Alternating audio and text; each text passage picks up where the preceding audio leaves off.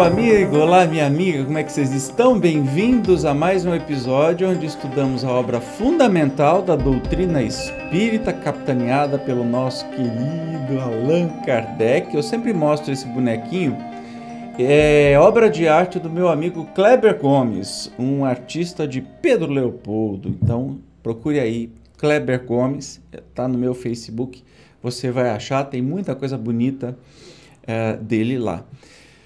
Estudando o céu e o inferno, a justiça divina segundo o Espiritismo, e nós estamos no capítulo 6º da segunda parte, que trata de criminosos arrependidos. Bandido bom é bandido morto? Então, bandido bom é bandido arrependido, é bandido recuperado.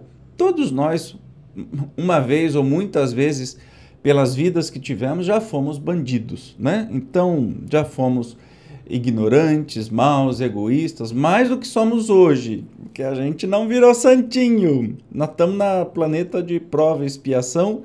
É um planeta que não é pra gente lá muito boa, entende? Então, não vamos nos convencer, não nos convençamos disso.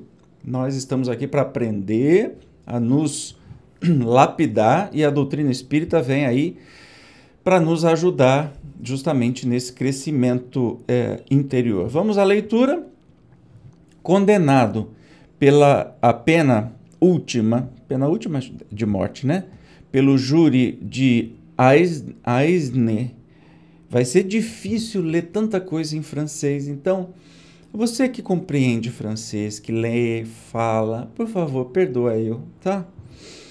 E executado a 31 de dezembro de 1857, olha, um pouquinho depois que saiu o Livro dos Espíritos, evocado em 29 de janeiro de 1858, ele responde: Aqui estou.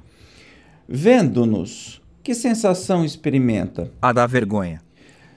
Retivestes os sentidos até o último momento? Sim. Após a execução, tivestes imediata noção dessa nova existência, quer dizer, depois que ele morreu? Eu estava imerso em grande perturbação, da qual, aliás, ainda me não libertei. Senti uma dor imensa, afigurando-se-me ser o coração quem a sofria. Vi rolar não sei que aos pés do cadafalso, vi o sangue que corria e mais pungente se me tornou a minha dor. Então vamos lá, de novo, era a pena de morte, que já não existe, né, nos países mais evoluídos, a exemplo da França, era pelo guilhotina. Tá? Por isso que é o que ele escreveu agora.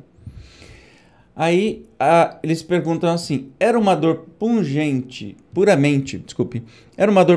física, análoga a que proviria de um grande ferimento pela amputação de um membro, por exemplo? Não, figurai-vos antes a um remorso, uma grande dor moral. Mas a dor física do suplício a quem experimentava, o corpo ou o espírito? A dor moral estava em meu espírito, sentindo o corpo a dor física, mas o espírito desligado também dela se ressentia. Vistes o corpo mutilado? Vi qualquer coisa informe, a qual me parecia integrado, entretanto, reconhecia-me intacto, isto é, que eu era eu mesmo. Olha que interessante, então nós temos aí que a morte, o momento da morte em si, ela não traz dor física, até mesmo porque o corpo para de sentir, mas é uma dor moral, entende? E o espírito não consegue, nessa morte bruta, né, de decapitação, na guilhotina, ele não consegue falar, pera lá, esse corpo, essa cabeça que está rolando, esse sangue, não sei o quê, eu estou sentindo uma grande dor moral, mas assim, eu estou aqui. Esse aqui não sou eu estou aqui. Entende como o espírito permanece e ele acha que está com o corpo ainda, que olha, isso aqui não sou eu, isso aqui é um boneco, mas sente uma grande dor moral. Que impressões vieram desse fato, né? Eu sentia muito a minha dor, estava completamente ligado a ela. Será verdade que o corpo viva ainda alguns instantes depois da decapitação, tendo-o supliciado a consciência das suas ideias? O espírito retira-se pouco a pouco, quanto mais o retém os laços materiais, menos pronta é a separação. Olha que interessante, então não é imediato, mas vai se desligando. Dizem que se há notado a expressão da cólera e movimentos na fisionomia de certos supliciados, como se estes quisessem falar. Será isso efeito de contrações nervosas ou um ato da vontade? Da vontade, visto como o espírito não se tem desligado. Interessante. Qual o primeiro sentimento que experimentastes ao penetrar na vossa nova existência? Um sofrimento intolerável, uma espécie de remorso pungente cuja causa ignorava. Acaso vos achastes reunido aos vossos cúmplices concomitantemente supliciados? Ou seja, daí a gente subentende que houve mais guilhotinados juntos, né? Criminosos que foram condenados à morte que sofreram esse processo juntos. Então está perguntando, você está junto dos outros? Infelizmente, sim, por desgraça nossa, pois essa visão recíproca é um suplício contínuo, exprobrando-se uns aos outros os seus crimes. E você encontrou as vossas vítimas? Vejo-as, são felizes, seus olhares perseguem-me, sinto que me varam o ser e debalde tento fugir-lhes. Então já está vendo as próprias vítimas, ou seja, parece que é um assassino de mais de uma pessoa. E a pergunta é, essas vítimas são felizes, estão olhando para ele, e a pergunta, que impressão causa em você esses olhares? Vergonha e remorso, ocasionei-os voluntariamente e ainda os abomino. E qual a impressão que lhes causais em vós? Piedade. Terão, por sua vez, ódio e desejo de vingança? Eita, difícil aqui. Não, os olhares que volvem lembram-me a minha expiação. Vós não podeis avaliar o suplício horrível de tudo devermos àqueles a quem odiamos. Lamentais a perda da vida corporal? Apenas lamento os meus crimes. Se o fato ainda dependesse de mim, não mais sucumbiria. Olha que interessante. Vós não podeis avaliar o suplício horrível de tudo devemos àqueles a quem odiamos. Então ele matou por ódio e continua odiando, mas já começa um arrependimento, né? O pendor para o mal estava na sua natureza ou você foi influenciado pelo meio que viveu? Sendo eu um espírito inferior, a tendência para o mal estava na minha própria natureza. Quis elevar-me rapidamente, mas pedi mais do que comportavam as minhas forças. Acreditando-me forte, escolhi uma rude prova e acabei por ceder às tentações do mal. Muito interessante. Aí explica muita coisa. Quando você vê que os criminosos, os egoístas, né? Que estão em todas as partes, não é só no morro que eles estão nas casas de luxo, estão no governo federal, estadual, municipal, em tudo quanto é lugar, né?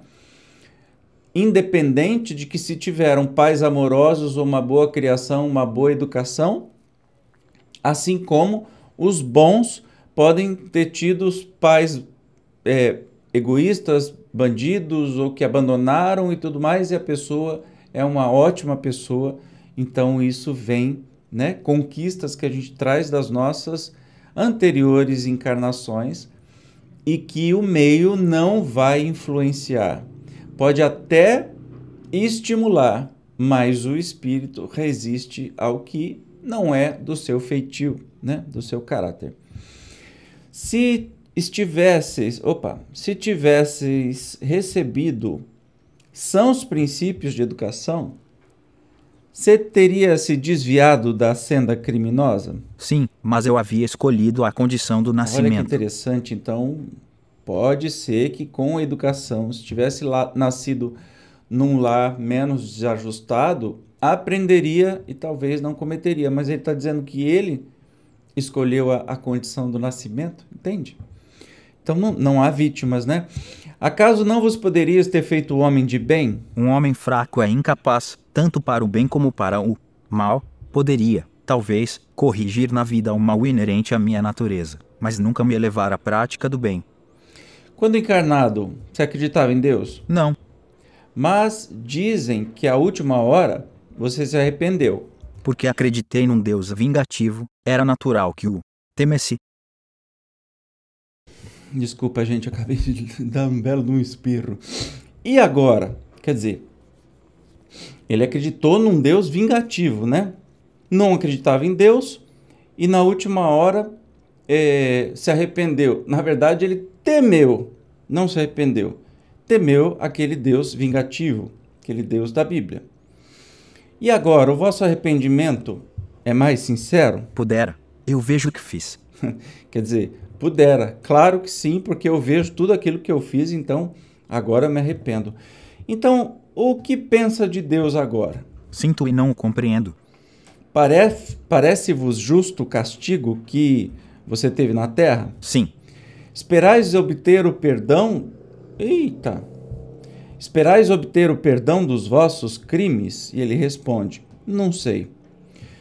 Como pretendeis reparar estes crimes? Por novas provações, conquanto me pareça que uma eternidade existe entre elas e mim.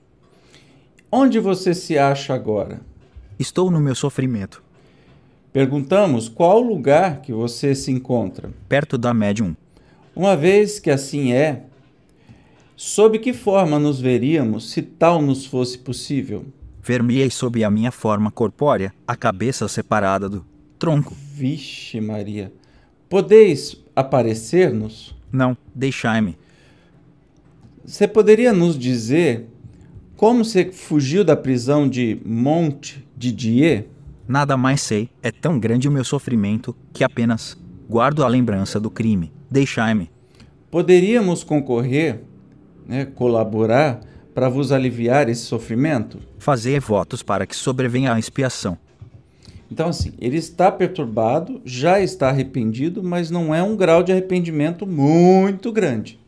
Mas é um começo, entende? Ele está trabalhando nisso, é um processo que, bom, agora já deve ter encarnado 2, 3 vezes, já deve estar em outra condição. Mas nós vamos ver em todos esses relatos que o primeiro passo para voltar no caminho depois de erro ou erros é o arrependimento. Depois vem a reparação, né? E assim funciona. Legal, né? No próximo nós vamos conhecer mais um relato de um espírito, um criminoso arrependido chamado Benoist, não sei falar. Eu te espero como sempre, muito obrigado pela sua presença e até o próximo. Tchau!